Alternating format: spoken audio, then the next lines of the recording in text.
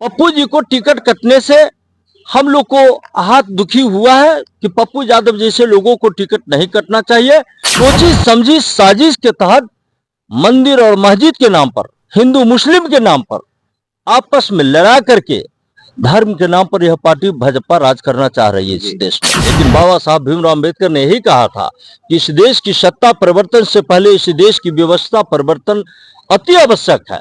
आप देखना शुरू कर चुके हैं एबीएन बिहार न्यूज। मैं हूं आपके साथ महफूज कामिल। इस वक्त हम मौजूद हैं कांटी विधानसभा क्षेत्र के नरसंडा में, जहां पे आपको बता दें कि लोकसभा चुनाव की बिगुल बजते ही सभी पार्टियां जो है अपनी अपनी तरीके से जो है तैयारियां शुरू कर दी है। लोकसभा चुनाव अब नजदीक ही है। खासकर बात करेंगे हम वैशाली की। इस वक्त वैशाली लोकसभा में हम मौजूद हैं और वैशाली की में हम जानेंगे कि वैशाली में इस पर क्या होना है। आपको बता दें कि सभी पार्टियां जो है अपने अपने तरीके से जो है तैयारी शुरू कर दी है। यहाँ पर जो है आरजेडी के जो है पूर्व किसान प्रकोष्ठ के जिला अध्यक्ष मंगल यादव जी मौजूद हैं और चुके हैं, पूर्व प्रमुख भी रह चुके हैं कांटी के। इनसे बात करेंगे कि क्या कुछ तैयारियां चल रही है, क्योंकि आरजेडी के नेता हैं और काफी दिनों से सक्रिय हैं, लगातार लगे हुए हैं। जानेंगे जी मंगल जी, सबसे पहले जानेंगे कि बिहार में चुनाव है, बिहार क्या पूरे देश में चुनाव है और खासकर वैशाली की बात कर रहे हैं। वैशाली से तो मौजूद है, वैशाली में इस पर क्या होगा? चलिए सर्वप्रथम पहले हम आपके सभी साथी को, मीडिया के भाइयों को नमस्कार। और वैशाली की भगवान बुद्ध की कर्म भूमि पर, तो वैशाली के लोकतंत्र की पहला जननी वैशाली की धरती पर आपका स्वागत। और वैशाली के तमाम भाई बहनों, माताएं बहनों, यहाँ के मतदाता मालिक को भी मैं आदाब राम सलाम करता हूँ जी। और इस बार 2024 को जो चुनाव है, यह देश में बाबा साहब भीमराव अंबेडकर की संविधान और लोकतंत्र बचाने की इस बार चुनाव है।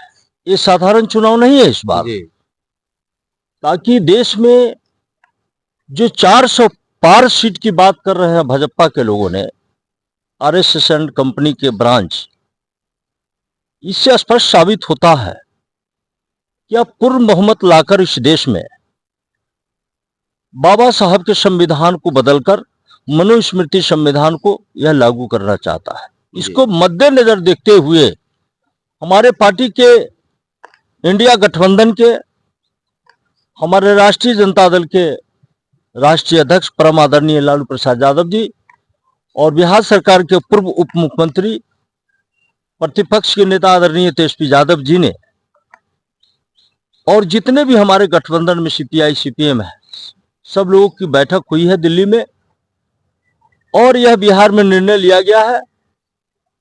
संभावित रूप से जो उम्मीदवार दिया गया है हमारे वैशाली में जो भी आए जी, हम लोग किसी उम्मीदवार की बात नहीं करते हैं।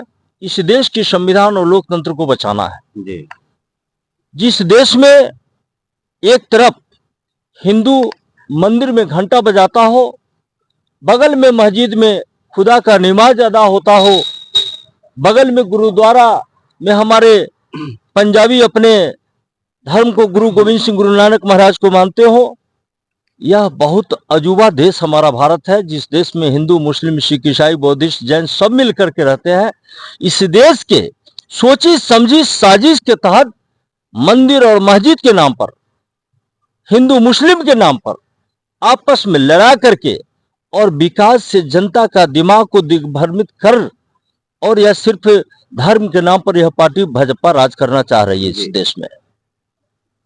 हम कहना चाहेंगे कि जो वैशाली की लोकतंत्र की धरती है, भगवान बुद्ध की कर्म भूमि और महावीर की जन्मभूमि है। यह संत गुरुओं, ऋषि मुनियों, महापुरुषों, यह पीर पैगंबर तेगे अली दादा साहब की धरती रही है। हम उम्मीद करते हैं कि इस बार अगर पूरे बिहार की 40 लोकसभा सीट और सभी महागठबंधन के जितने भी साथी हैं, हमारे वरिष्ठ नेता हैं, मैं सब लोगों से निवेदन करना चाहता हूं कि आज जो देश की हालात है, माननीय केजरीवाल साहब दिल्ली के मुख्यमंत्री, इन्होंने समझौता नहीं किया, जिसके कारण सीडी ईडी और सीबीआई लगाकर एक मुख्यमंत्री को जेल भेज देना, झारखंड के मुख्यमंत्री को जेल भेज देना, यह लोकतंत्र के संविधान को, लोकतंत्र को तार तार भाजपा के लोगों ने कर दिया है।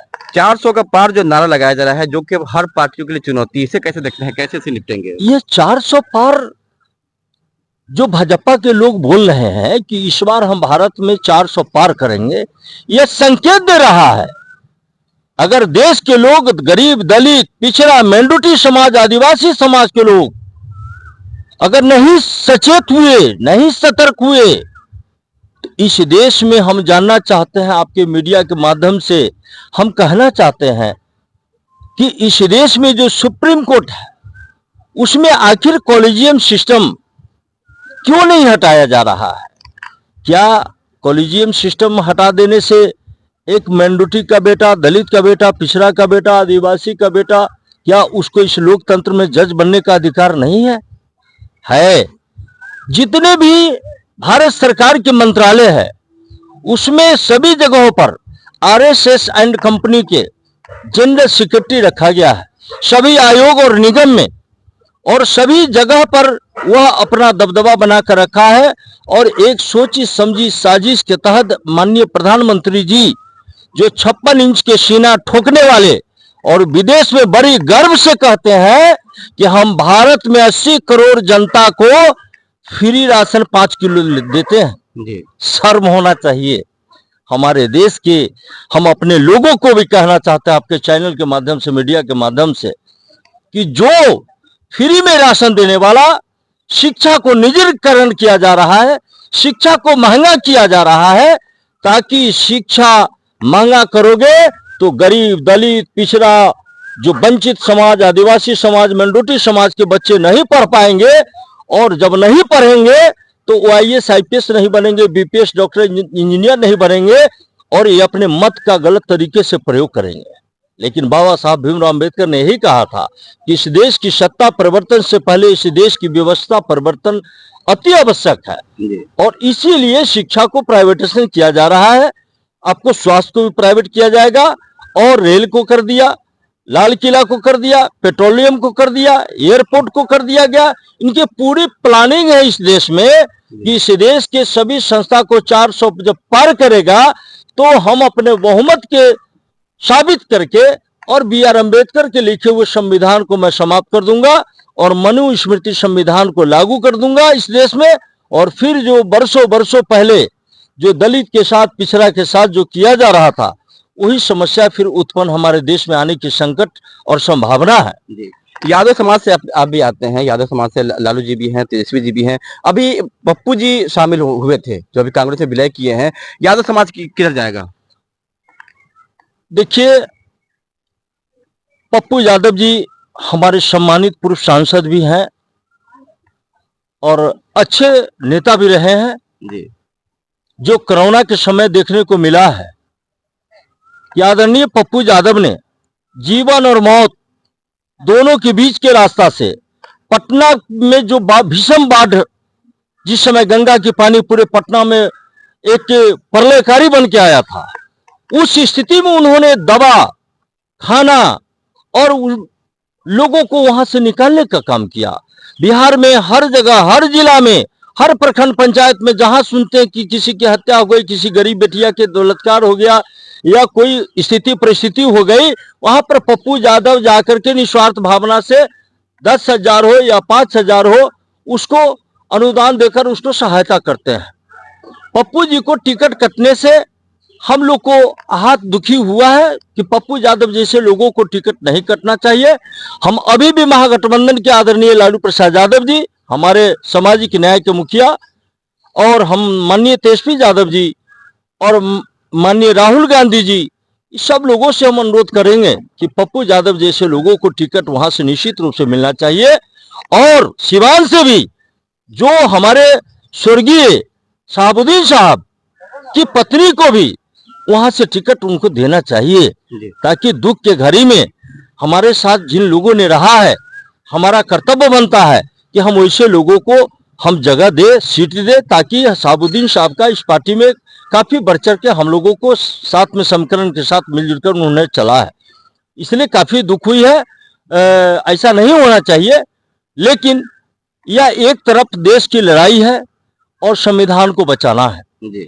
हम लोग उतना बड़ा नेता नहीं है कि आदरणीय लालू प्रसाद यादव जी को इस बात को हम लोग कहें, लेकिन एक कार्यकर्ता के नाते एक लोकसभा से हम इस संदेश देना चाहते हैं आपके मीडिया के माध्यम से कि माननीय पप्पू यादव जी को प्राथमिकता के आधार पर उनको जगह मिलना चाहिए और निश्चित रूप से देना चाहिए। हिना शहाब जी की बात कर रहे थे, तो हिना शहाब जी को लेकर मुस्लिम समुदाय में काफी रंजिश है, काफी खफा है, काफी लोग नाराज है। क्या लगता है सिवान में इसका खामियाजा भुगतने को मिलेगा पार्टी को? देखिए, हिना साहिबा आदरणीय हम लोग के समाज के मुख्य धारा से जुड़ी रही है और राष्ट्रीय जनता दल के प्रति आशा विश्वास के साथ शहाबुद्दीन साहब भी हम लोग के साथ पार्टी में रहे और हमारे महागठबंधन का कर्तव्य बनता है कि जो बुरा वक्त में हमारे साथ रहा हो, निश्चित रूप से प्राथमिकता के आधार पर हिना साहब को टिकट सीवान से राष्ट्रीय जनता दल से मिलना चाहिए था। और हम ये भी कहना चाहते हैं कि जो वर्तमान एमएलए हैं उनको टिकट देने की क्या आवश्यकता है। वहां पर यह देश की लड़ाई है, यह संविधान बचाने की लड़ाई है, यह दलित पिछड़ा मिनोरिटी और आदिवासी की हक की लड़ाई है। यह साधारण लड़ाई नहीं है, इस बार यह बहुत बड़ी लड़ाई, चुनौती बनी हुई है, चुनौती बनी हुई है। अगर इस बार भाजपा सरकार में आती है तो फिर बी.आर. अम्बेडकर के संविधान पर खतरा है, लोकतंत्र पर खतरा है और वैशाली मुख्य रूप से हम लोग चाहते हैं कि यहाँ से हमारा राष्ट्रीय जनता दल महागठबंधन के उम्मीदवार जीत के जाए। जो हमारे नेता प्रतिपक्ष आदरणीय तेजस्वी यादव जी और माननीय लालू प्रसाद यादव जी, जो महागठबंधन इंडिया के जो नेता हैं, जिस उम्मीदवार को देंगे हम लोग तहे दिल से मदद करके और ऐतिहासिक वोट से जिताने का हम लोग काम करेंगे। यादव समाज आखिर पप्पू जी को अपना नेता क्यों नहीं मान रही है, कन्हैया जी को नेता क्यों नहीं मान रही है? तो लगातार लगे हुए हैं, लगातार कार्य कर रहे हैं। कन्हैया जी बेगूसराय से भी उनको टिकट नहीं दिया गया, पप्पू जी को जो है पूर्णिया से टिकट नहीं दिया गया और अब जो है चुनौती है इस बार भाजपा के सामने 40 सीटों की। देखिए, पप्पू यादव जी यादव समाज से हैं जी, आदरणीय लालू प्रसाद यादव भी यादव समाज से हैं। अभी यादव समाज की बात नहीं है देश के लिए जी। यह देश बड़ी संकट से गुजर रही है, इसलिए हम लोग आपके कहने के अनुसार पप्पू जी को निश्चित रूप से अधिकार पार्टी से टिकट मिलना चाहिए था, ताकि उन्होंने त्याग करके और जॉब पार्टी को विलय करके उन्होंने कांग्रेस पार्टी में गया था। एक सीट के लिए समझौता करना चाहिए था, लेकिन मजबूरी राष्ट्रीय जनता दल महागठबंधन के हम लोग सिपाही हैं, एक कार्यकर्ता है। यह देश बाबा साहब भीमराव अम्बेडकर के संविधान पर और लोकतंत्र पर यह चलता है देश। इसलिए जात पर किसी जात से पार्टी नहीं चलती है, पार्टी संविधान से चलता है। इसलिए हम पार्टी के विरुद्ध हम कुछ नहीं बोल सकते हैं, ताकि इस पार्टी के हमारे गार्जियन हैं आदरणीय लालू प्रसाद यादव जी। ऐसे लोगों में थोड़ा दुख हुई है, लेकिन जहां पर देश के लिए लड़ना है वहां पर त्याग तो करना पड़ेगा। और आपको नहीं मालूम, 2 बार सांसद भी रह चुके हैं पूर्णिया के पप्पू यादव जी। बहुत सम्मानित लोग हमारे आदरणीय पप्पू यादव जी, आखिर फिर क्या वजह सम्मानित लोग हैं। और कहीं न कहीं पप्पू यादव जी के साथ जो अभी तत्काल बिहार में किया गया है या कन्हैया जी के साथ किया गया है, ऐसे युवा पीढ़ी के लोगों को प्राथमिकता पार्टी को महागठबंधन को देना चाहिए, और ताकि लड़ाई हम और मजबूती और धारेदार से लड़ाई हमारे बिहार में मजबूत लड़ाई होता। लड़ाई कारण है कि बिहार की स्थिति जो है आज देखने को मिल रहा है कि बिहार किस तरफ पलायन कर रही है। इस देश में पूंजीवादी व्यवस्था हावी हो रहा है हमारे देश पर, लेकिन हम लोग प्रयास करेंगे कि धन तंत्र को लोकतंत्र से दबाने का काम करेंगे और लोकतंत्र से हम लोग जवाब देने का काम करेंगे। और हम लोग बिहार से पूरा प्रयास होगा कि महागठबंधन से ज्यादा सीट जीत कर जाए और हमारी सामाजिक न्याय की सरकार महागठबंधन की सरकार बने दिल्ली में, और हमारे आदरणीय लालू प्रसाद यादव जी के नेतृत्व में सरकार बने और महागठबंधन मजबूत हो, एनडीए मजबूत हो, ताकि हमारे जो गरीब दलित पिछड़ा समाज के मिनोरिटी समाज आदिवासी समाज के लोग हैं उसको सही अधिकार मिले। एक चीज और मैं कहना चाहूंगा आपसे कि बिहार में जो जातीय जनगणना कराया गया इसके माध्यम से भी मैं अपने आदरणीय नेताजी को कहना चाहूंगा, प्रतिपक्ष के नेता माननीय तेजस्वी यादव जी मेरे भाई के समान है, कि आपने कहा था कि जिसकी जितनी भागीदारी उसकी इतनी हिस्सेदारी। तो जातीय जनगणना कराने के उद्देश्य से उसी स्तर पर भी टिकट पर ध्यान देना चाहिए बांटने के लिए जी। तब जाकर के होता कि हमारे लोग खरा उतर रहे हैं उस चीज पर। ये भी चीज को ध्यान देना पड़ेगा। और मुझे आशा ही नहीं पूर्ण विश्वास है कि हमारे आदरणीय नेता लालू प्रसाद यादव जी ने जो 1990 के पहले जो लड़ाई लड़ा है उन्होंने, हम लोग 1990 के पहले का प्रोडक्ट है। और लालू यादव जी ने जो बिहार की धरती पर जो गरीब, दलित, पिछड़ा, मेंडूटी, आदिवासी समाज के साथ जो जुल्म हो रहा था उसके बरखिलाफ लालू यादव ने जगाने का काम किया। और दलित, पिछड़ा, मेंडूटी समाज को, आदिवासी समाज को एक सूत्र में बांधने का उन्होंने काम किया। और आदरणीय लालू प्रसाद यादव जी एक मोमेंट के रूप में पूरे देश में हमारे छा गए हैं। और हम लोग उनके बताए हुए उद्देश्य पर उनके मोमेंट को गांव-गांव तक पहुंचाने का काम करेंगे, यह मेरा संकल्प है। और निश्चित रूप से इस बार हम लोग महागठबंधन की सरकार हम लोग ज्यादा से ज्यादा सीट जिताकर बिहार से हम लोग भेजेंगे और दिल्ली में सरकार बनेगी। चुनौती होगी इस बार? हाँ, चुनौती आर पार की लड़ाई होगी इस बार जी। इस बार हम लोग बीजेपी को पूरा खदेड़ेंगे। इस बार पूरा बिहार में बैकवर्ड, दलित, पिछड़ा, मेंडूटी, आदिवासी, हम लोग जान गए हैं इस चीज को, सच्चाई को पोल खोल चुका है कि देश को कहां ले जाना चाह रहे हैं। यह मोदी जी बैकवर्ड के नाम पर, दलित के नाम पर, यह घासी जाति से आते हैं। इनका खुद पता नहीं है कि हम कौन जाति से आते हैं। यह बिहार के दलित पिछड़ा को अति पिछड़ा के बरगला रहे हैं यहाँ देश में।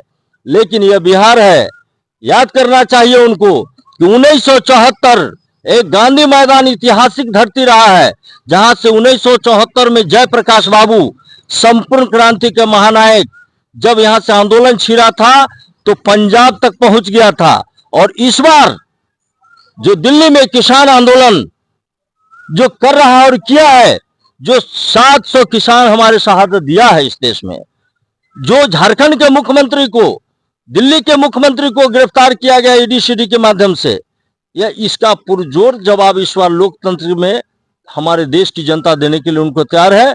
और लोग जान चुका है कि यह सरकार सिर्फ कागज पर चल रही है और यह ढोंगी सरकार है। राम के नाम पर, रहीम के नाम पर, मंदिर मस्जिद के नाम पर हिंदू मुस्लिम करके यह चुनाव जीतना चाहता है।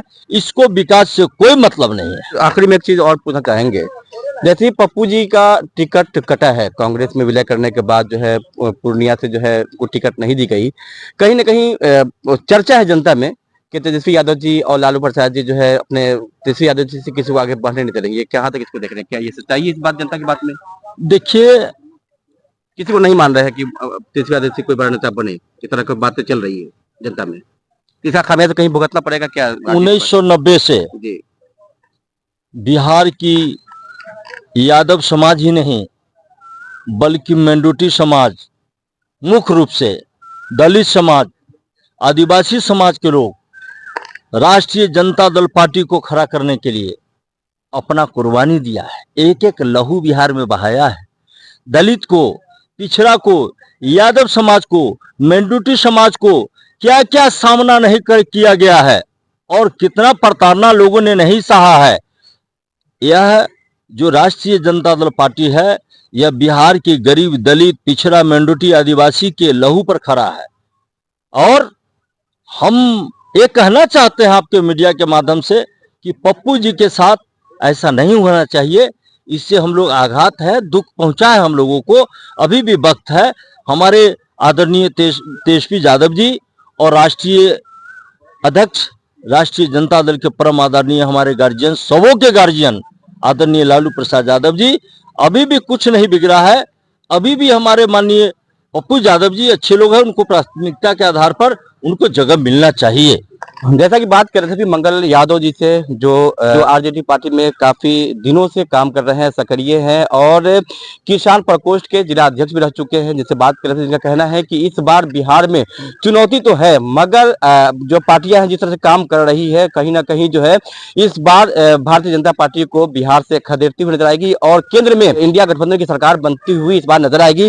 और कहीं ना कहीं जो है यादव समाज में भी नाराजगी है पप्पू यादव जी को लेकर, जिनका कहना है कि पप्पू यादव जी अच्छे हैं और उनको टिकट निश्चित तौर पे जो है पूर्णिया से उनको मिलनी चाहिए थी। लेकिन इन्होंने आग्रह भी किया अपनी पार्टी के लोगों से कि पप्पू यादव जी को टिकट दी जाए। और हिना साहब की बात कर रहे थे, जिस तरह से मुस्लिम समुदाय हिना साहब जी को टिकट न मिलने से, पार्टी में शामिल नहीं होने से नाराजगी है, इस बात को लेकर भी उन्होंने कहा है कि पार्टी को इस पर ध्यान देने की जरूरत है।